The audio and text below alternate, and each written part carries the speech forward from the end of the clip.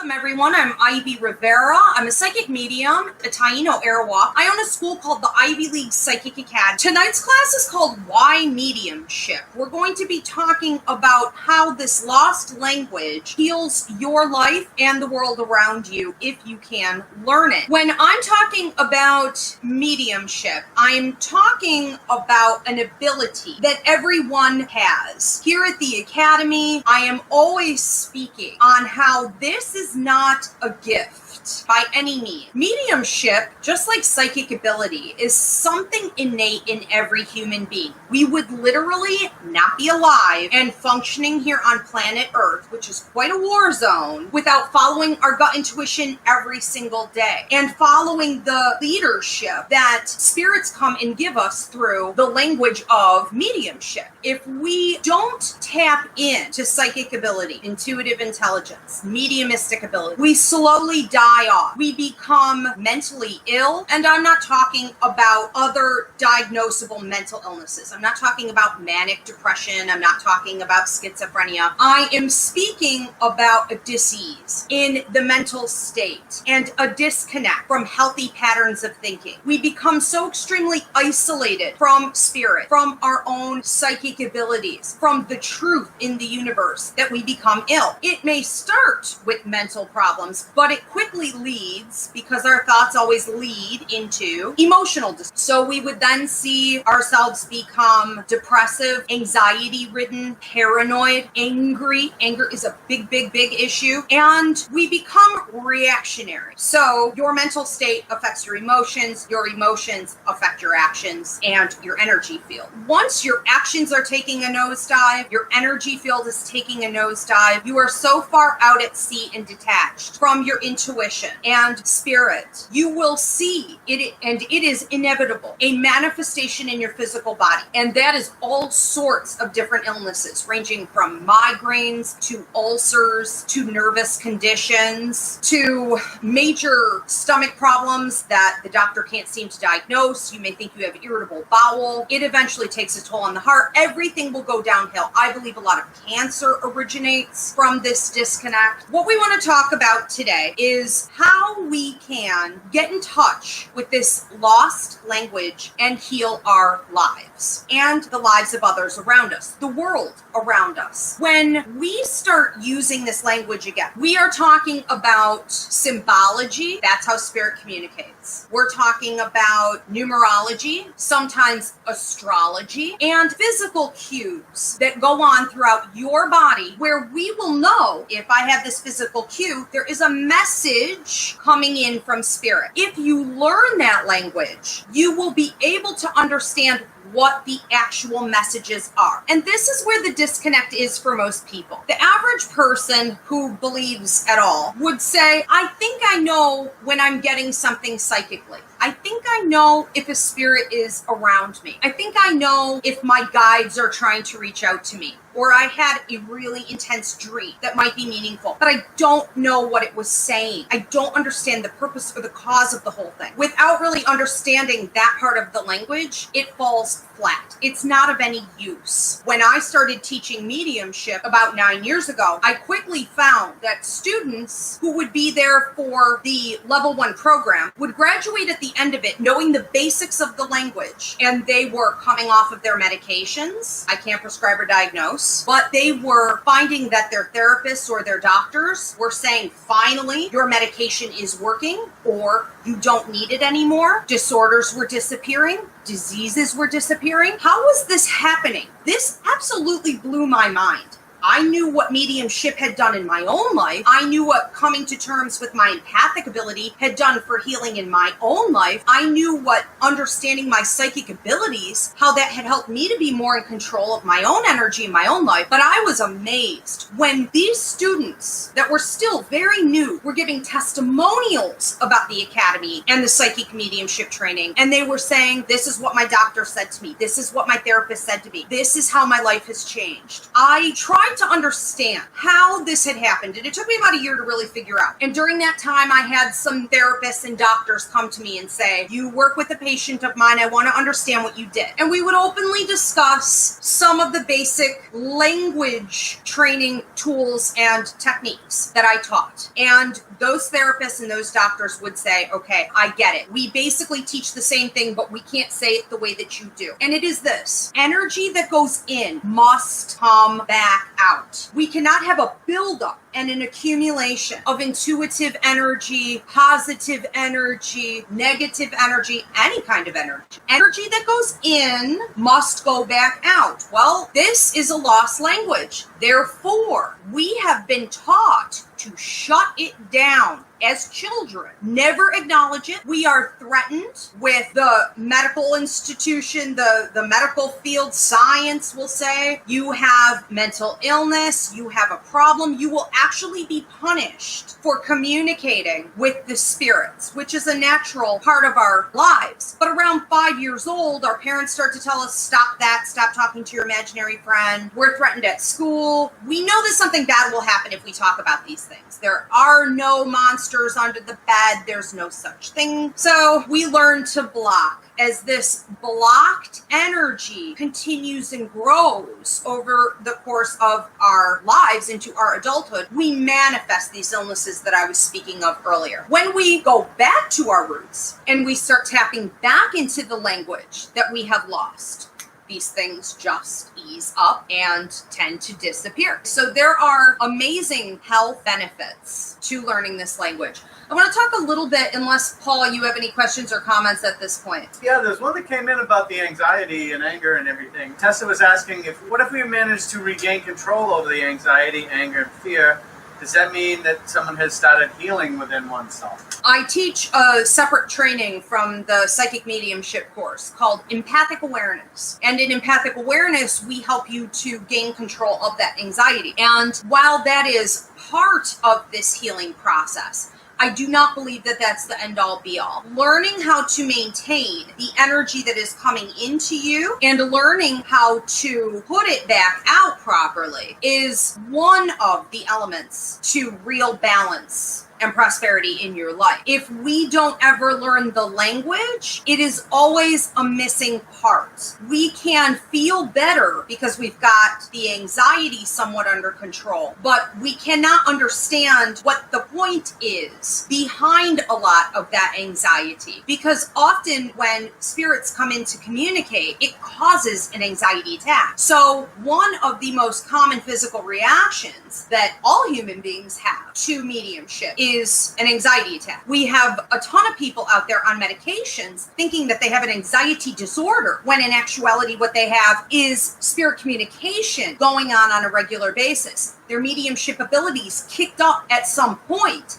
and instead of learning the language, they just started popping pills. So the empathic training, which can help you to get the anxiety under control, still requires eventually that to get the full picture on what's happening and to be able to truly heal yourself, take direction for your life, and heal the world around you, still requires that you learn the language behind it. Jill was asking if the mediumship course would be a good place to start for an empath. Yeah, the Psychic Mediumship Course, the next one starts in fall, October 7th. There is one going on currently. You can get the video download. There are 2 pathways to learning, so it fits everyone's schedule. And this is part of what we're talking about when we speak on being empathic. The very second week of class, we have empathic awareness as a required part of the curriculum. So we get that out of the way immediately. So yes, when we're talking about the mediumship training here at the Academy, we're talking about empathic ability, psychic ability, and mediumistic abilities. If you don't learn all 3, you don't ever fully understand the language. It's a great place to start. People who go through trainings elsewhere and all around the world always end up here eventually, yes. Here's how I want to break this down. I want to talk a little bit about the history of mediumship, where I think we are now, and where Spirit has shown me to believe that this is headed. what does this really mean in the future? The history of mediumship and the way that I talk about it is primarily through the native and Christian concepts. Every religion includes something on mediumship, but we do not have time for that here today. I'm just going to talk about the two that I've observed the most, that have affected me the most. Being native myself, paying attention to a lot of different tribes and how they have all communicated with spirit has really sparked my interest over the years to examine if maybe that's why they seem to be more stable and healthy a lot of the time. They also seem to have their anger and hatred levels under control more, and they have a natural way. When you look at someone in the native community, or you look at someone who says that they're a Christian and they are truly connected to spirit, they have a way of channeling that spirit energy so naturally that it flows out of them like a healing light, and it is undeniable. And they don't behave like other people, they don't think like other people, they don't talk like other people, because whether they intend to or not, they're channeling so much of the time. And these people are incredibly enlightening to just even be around. We feel blessed in their presence. Let's look at the native style of bringing in mediumship and what that really meant. Most natives are talking about communicating. Their sense of mediumship is communicating with ancestors, guides, and nature. They channel that wisdom. They like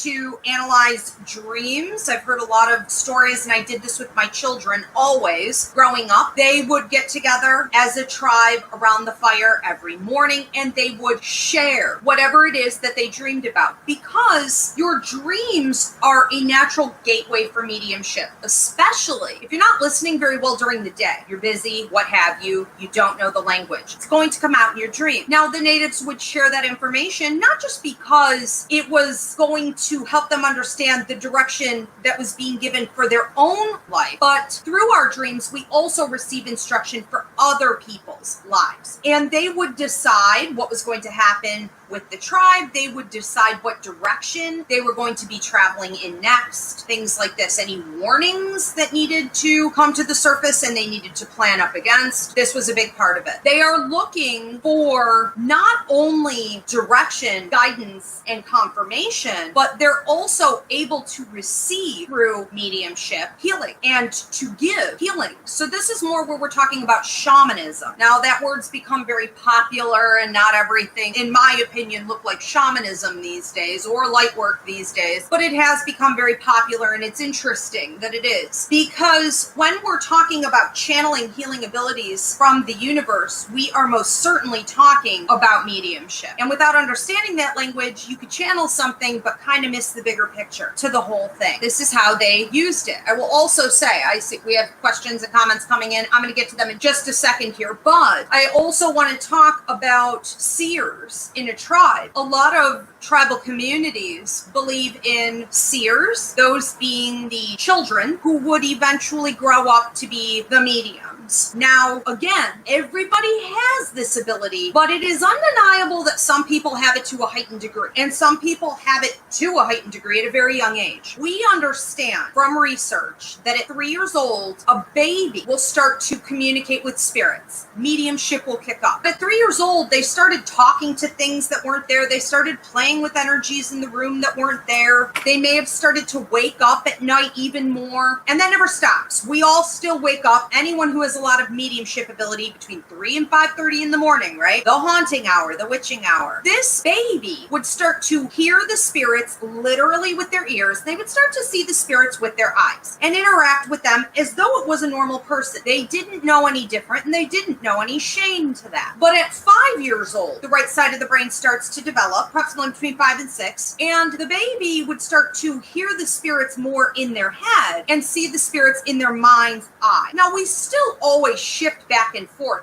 between seeing them literally or seeing them in our head, hearing them literally, or hearing them more through clairaudience in our head, as though it is our own thought. But the major difference is that around 5 and 6 years old, we're put to shame by our parents, by our teachers, by the medical community, that this is bad. Even the church, that's demonic or that's wrong. This is where the problems come from. Now, in tribal and native communities, they don't bring in that shame element. They would have embraced the seer as a child, and they would have said, we want you to be raised up under an elder who is also the seer for this tribe. But if that child refused to train, they would, a lot of tribes, not all tribes, but many tribes, especially in Africa, would have developed a welfare system, sort of, where this child, who everyone knew was a seer, would eventually become mentally ill and incapable of focusing on work. They would become unhealthy in so many ways that they would not be a real participant in the community. They would end up as part of that welfare system where everyone would just contribute to taking care of them because they were somewhat disabled. That says a lot, that tribes understand this, and we don't want to look at this in our communities today. The other way I want to talk about in the history of this is through the Christian way, the Christian aspect. Now, in the Old Testament of the Bible, there were books of Solomon where prophets, psychics, mediums were trained. Those books were removed. And in the New Testament, mediums, prophets, psychics were put in a category with rapists, devil worshippers, thieves, and we were automatically labeled as something sinful and punishable. There is one English version of the Bible that still has some of that training in the books of Solomon, but it's pretty broken and there's really nothing there. My belief is that I've been shown through the method that Spirit has given me what was written there, the training and the actual language that people just don't seem to be tapping into anymore. It did exist as something very sacred, and it was considered not psychic work or fortune telling or even called mediumship. It was prophecy. And we are seeing some churches today, even here in Buffalo, I believe there are 5 that are bringing in prophets every month. And there are some churches that never lost that. But we want to remember that when they removed that from the Old Testament and they mislabeled us as dark and demonic in the New Testament, they were able to take the power from the Holy Spirit, which is in all of us communicating through mediumship, remove it and say, you want to talk to God? You have to do it through the priest. You have to go to church. You have to be part of this religious order. And they broke that Trinity bond, which is between the human being, the Holy Spirit, and God. So this is what ultimately in my mediumship training I'm looking to restore with this language. I also believe, just on a side note, that astrology and numerology are a big part of this lost language. Don't rule that out. They always seem to coincide. And Spirit uses the astrology and the numerology as part of the symbol language and timeline. Any questions on that? Jill stated that when she was younger, an imaginary friend, Alice, that would go everywhere with her. Good. And her Nana wouldn't let her in the house if she was insisting she was there with her. But she would stay outside until Nana gave in. And also, as a teen, she would see spirits in the house. And one would visit every night, but her parents taught her it was bad and to make them leave. We do a class up on the website called Intuitive Kids. It's training for children. And we talk about things like this. Your imaginary friend ends up being your joy guide. And we have a class called Meet Your Guides that could also help you to get reconnected. So your joy guide was always your imaginary friend. Before it was your imaginary friend, it was probably a stuffed animal or a blanket or a nookie or something you carried around. Some object. Some people are very just even connected to like odd things like the color blue or a chair or whatever. So before it became that imaginary friend, it was some type of an object. And then as you were shamed and had to cut it off and you reached that stage of development at about 5 and 6 years old with the right side of your brain, it would have become this spirit who communicates with you through clairaudience in your head and things like this. Okay, so it's still very much there. We never lose our imaginary friend. Could there be darker energies? Absolutely. That's for anyone of any age. There are always darker energies in the universe that want to communicate, and that's why we do discernment training. training, okay? But it is a myth that doing this work, this channeling, learning mediumship is dark and evil and bad. That's silly. But again, isn't that what they wanted us to think? So that we lose all power. Let's talk about currently where we are, and then Paul, get back to some of the other comments you have there, okay? Yeah. Currently, my outlook on our situation is that we are horribly detached, deteriorating, mentally ill, and quickly going downhill, okay? No point in sugarcoating it. Look around. This is a train wreck. This is the result of being detached from the language that every human being is supposed to be connected to every single day of your life for so many years on end. What we have here is a lot of talk of the end time or an apocalyptic kind of world. Are we headed toward like World War III and this and that? We did a free mini class on this. Yes, I believe that we are. And I believe that this is the root cause of that. What we do have still that we talk about pretty openly everywhere is dreams. And with dreams, people feel comfortable to carry on a dialogue about the curiosities, the synchronicities. That's weird. I had a dream and you were in it. You know, what could it mean? This is sort of all we have left of what was once this amazing language that everyone was connected to. And we are now seeing the results of this. Disharmony, murder, greed, mental illness, physical illness, decay, deterioration of the planet. As we come back in touch with learning this lost language, we not only heal our own life because real spirit communication shows you how to live within your life path, meaning your life contract, meaning what you signed on to before you came to Earth. So your life purpose, the whole point of you coming to Earth is to accomplish certain things and on deadlines. If we're doing that, we feel peace, we feel harmony, we have prosperity, we are fulfilled. Greed has no place in that. And through that, we're able to help others. So imagine if everyone was connected to mediumship and everyone was being corrected by spirit when they were doing something wrong. Their conscience was actually working and their prosperity came from doing important work that made them feel good and purposeful within a community, and we were all helping one another. That is something you can't deny when you know the language,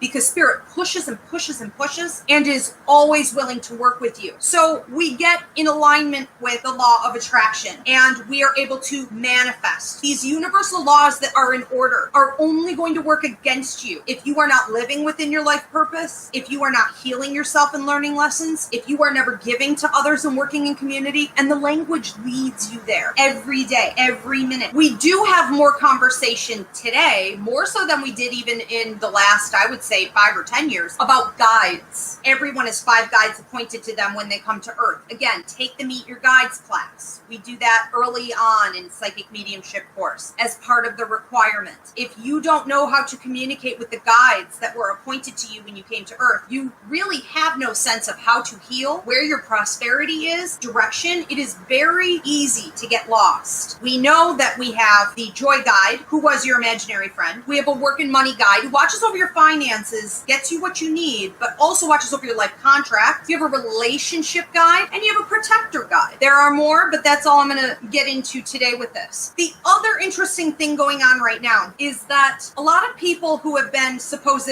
light workers, they're being exposed as entertainment, fraudulent, it's theatrics, or they're just a bunch of self-important posers who are just out here to make a buck. What has happened in the last year with George Floyd and the pandemic has blown that out of the water. So those who have been fraudulently out here trying to act as though they're light workers, but they don't know the language at all, they're being exposed and they're falling to the wayside. And the true light workers who have a life contract in doing this work to go out and heal mass people, the masses, are being called forward at this time. So 2020 has been a really powerful year in reactivating the language, this lost language of mediumship. So all of you who are really connecting with what I'm saying, it's very possible that you have a light working contract and you are now being called forward. Well, this is the first step in understanding how to do this work. So I feel good about things some days, for sure. I do want to talk about the future, and then we're going to get to your questions here. So if you have questions, you've been waiting, whatever, comments, post, we're going to wrap it up now. Where I see this headed, I talked about this in the End Times show that we did. It depends on what we do. We were given free will. We have not done a great job with that so far. Some people have, but the majority are really slipping. As the church has been removed as a power figure, and we still have ways to go. But as the church is deteriorating, more people are coming to terms with this. We also see approximately 63% of younger generations shunning their parents' religion and their grandparents' religion for astrology and mediumship. There is no doubt that we are turning on to the truth of this language, that everything that comes through this language, when you understand it properly, is giving healing. And the dark elements of the universe that want to take over and convince us of how bad this is, and it's causing us all kinds of mental, physical illness, hatred toward one another, those people who've been feeding that are being washed away quickly, rapidly. There's a Hopi prophecy that says, in the end times, those that are connected to spirit will thrive, and those that are not will become mentally ill and deranged and fall to the wayside. That's what we're seeing in 2020. I believe going forward, that's what we're going to be seeing more of. And this is a time not to convert people, but for those who are woke, to turn them onto the language so that they have the tools to go forward and heal themselves and the world. These will be the people of the new world. It's going to be us prophets. And I think that whether or not you feel you have a tremendous call to go out and do light work, or you're just woke enough to understand that there's truth in this language and you want it as a compass, I think this is a place for everyone to come to the table, to stop trying to learn it in a vacuum. We feed off of one another, and spirit is so ready, and the ancestors are so active, and the universe has really, I think, been waiting on this moment for a long time, and we have been activated. So that's where I see it headed if people get on board. I just think what an amazing place if everyone had a purpose and they were living within that purpose. And when you're living within your purpose, you know to treat others with respect and the environment with respect. But we have no community mindset because we've lost this. So we need to bring it back, and I do believe it's critical at this point. Nancy said that when she was little, the doctors made her get brainwave tests and take a pill before bed. Thought she was sleepwalking, but what she really did, she was seeing spirits and hearing the voices and walking around with them. So we do that. That's not altogether uncommon, and we have a dreams class up on the website where we talk about astral travel. We talk about lucid dreaming. We talk about vision dreaming and prophecy and regular subconscious dreaming. And we break down all of that in that class. And one of the things that a lot of kids do is they're working a lot, especially at night. Now, we do this as adults too. If we're connected enough to spirit to be of some use, we work. And when we're working at night in our sleep, we're bringing healing to others and situations in the world around us. Sometimes that involves time travel, and sometimes you're really more staying put. But it is always going to be very active time where you're either speaking a lot, sometimes we speak in different languages, you're moving a lot, you are possibly sleepwalking, and if we can try and tap back into those dreams, we can have a much better understanding about what our work is, when we're not fully conscious. And it's very exciting to know that. Soraya asks that if a kid were to tell the spirits to go away, will they still receive communication? Or do they have to invite it back in later? It's always there. We can ignore mediumship, but it's an active process. There's some misunderstanding, I think, that a lot of people have, that if they shut it down as a kid, it's completely gone. It's not. It's just a block that you don't realize you're putting up every day. It is still there, but so is your blocking technique. That's what we remove at class. This one is from Terry Rodriguez. She says, even though my mother has experiences, she thinks I've opened up a portal with my abilities, and that's why my daughter has a mental illness and questions her sexual identity. Can I ever make her understand or accept? You know what? She's going to have to be willing to get educated. And it always throws me when I see these things in our family from either side, because when we were growing up, there was far more openness than there is today, and I think that's a real shame. And I think that she's going to have to reach that point where she faces within herself her own blocks that were put upon her from elders in the family, from society, from school, from church. Okay, that was a big thing in our family, the Catholic system. When your ma is ready to confront that negativity in her own self and remove some of those blocks, then she's going to understand that we're all on our own journeys. And if you are ignoring it, you're more prone and susceptible to the negative energies coming and taking over. And when you're really comprehending the language, you will then stop feeding that, and you will feed the light. And that's where the focus needs to be. This isn't a punishment that, my cousin, your daughter, they're going through some of these changes. This is quite possibly for her a very natural process. And it is also also an opportunity to open up this conversation in the family and get back in touch with the roots. I would also say this, you opening a portal is probably not at all what happened. We increase naturally every 5 to 6 years and then through certain life events. So we all have peaks and increases with our intuitive intelligence, and it can never be reversed. So it's not like you did it. It's probably like it happened and now you're ready to embrace it and learn. And that is not a punishment. That is a gift. That is an opportunity for you to bring healing to you, to your children, to the rest of the family that's lost its way, and they have, and to go spread it outward. I would not worry about your mom. I would just make sure that your daughter's protected so that that kind of negativity isn't being spewed at her as though, her being transgendered is something demonic. I would protect her from that. And I would really confront the situation and say you really need to get educated. And there are a million classes here to do so. Very But cool. good for you. Good for you for realizing it and for saying, no, I am no longer going to live with basically the way the church has brainwashed even our family where we once had deep roots in this. Soraya says thank you, and Terry says they're crazy, but I love them. Yes, she has a ton of blocks, I believe, and thank you.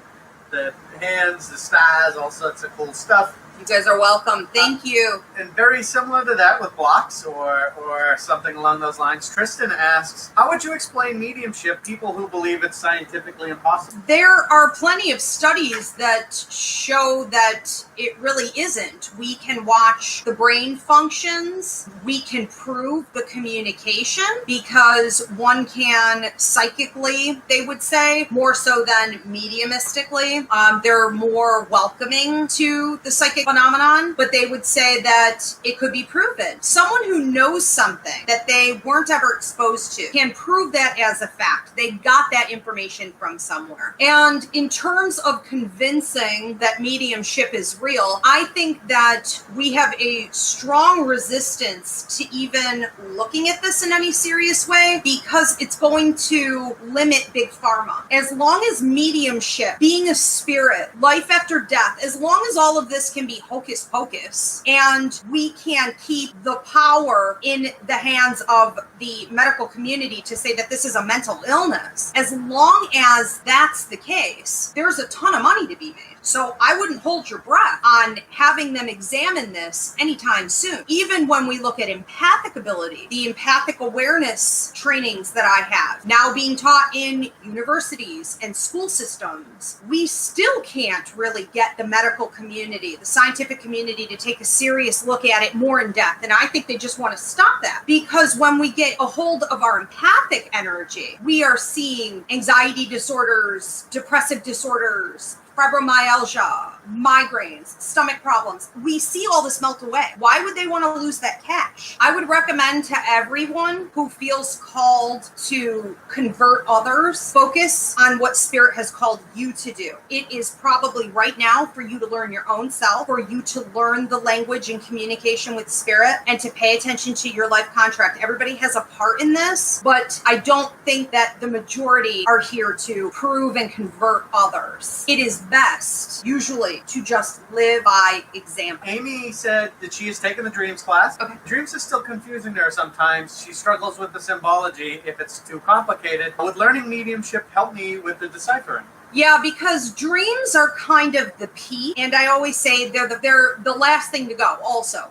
And what I mean by that is I tell my students, when you reach a point where your dreams have become so full of symbology, so prophetic, so vivid, whatever it is, astral travel, all of that, you're kind of done. I mean, you've kind of maxed out what you can accomplish on your own. It is time to learn the language. And if you don't do that, you tend to just feel overwhelmed and like you've hit a brick wall. So the next step is always going to be picking up on that language because the symbology and all the other forms of symbology, including physical impressions, numerology, astrology, all of this, mediumship, it is the rest of the messaging system that your dreams are never going to reveal to you. It's sort of like now you're done. You have to get off the boat, you have to go onto shore, and you have to start walking the walk. It's taken you as far as it can. Dreams are only a small piece of this. From Jill, who must have been very, very waiting on this class tonight. So, Oh, good. Yeah, it's a very good. So more on the course is, does the course talk about blockages, just as an example, not dreaming? Oh, well, and that's funny she said that, because that was the other thing I forgot what I was saying. When I say that dreams are the first thing to go, we actually talk about that early on in the course, because if you've been relying exclusively on your dreams, and usually a couple visions that you have during the daytime, it will be the first thing to go. So what's going to happen when you come into the course, you've agreed to be of service, you've asked Spirit to help you to grow and develop, you've asked your guides to step up, you have set the intention to develop your skills and what we call the clairs. So when we start doing that, anything that you've been leaning on too heavily is going to go. And that is usually dreams for most people. But they come back. It's a learning process. It would be the equivalent of your teacher saying, okay, now we're done with pencils. This year we start using ink. Not like it went anywhere. It just changed. Take care, everybody.